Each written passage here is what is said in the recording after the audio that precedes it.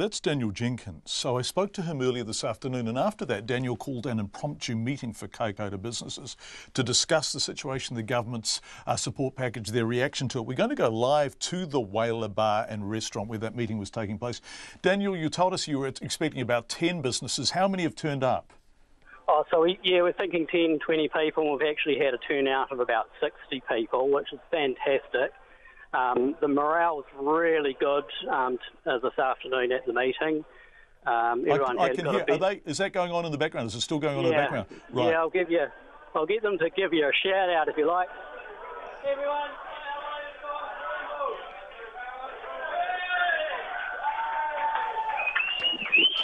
There you go. That's what's going on at the moment. And that sounds good. I mean, that sounds like people are feeling positive. Are they feeling noticed and supported? I get that. I guess that's the most important thing, right? That's right. In any situation like this, you've got to keep morale up, and we can feel that morale, and we can see that we've got people that want to stay here and want to work hard. And it's really important that the rest of New Zealand knows that, so they know if they support us, it's worth their while.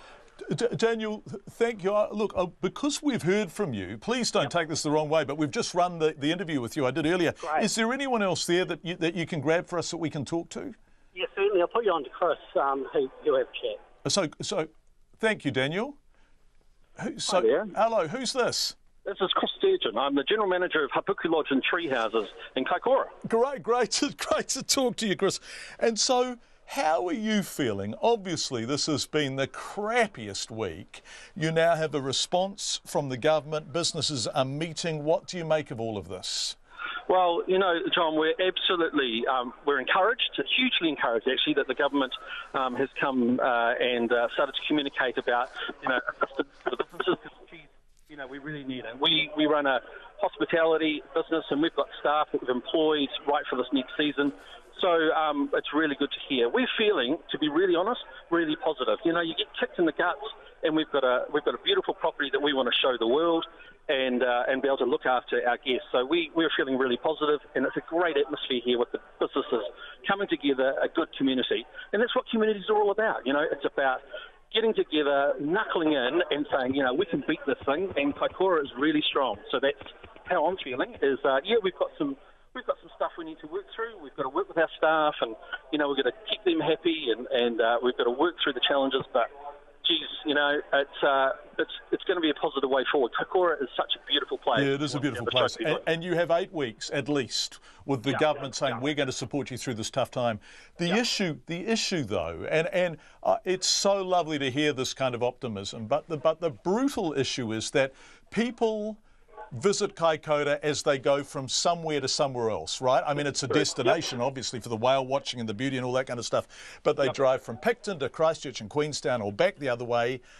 Using the inland route, there will be no southern access, right? So you are going to be a dead end. Does that worry you, or do you think you are such a great destination that people will come anyway? Look, John, I wouldn't sit here and say that, with blindfolds on and say, it's going to be great.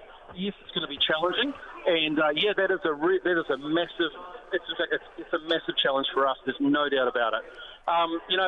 It's only day 3 or 4 as we get into this thing. There's a lot more to go. Yes, it could be an end spot, but there's places in New Zealand that have that sort of situation, and they've made the most of it.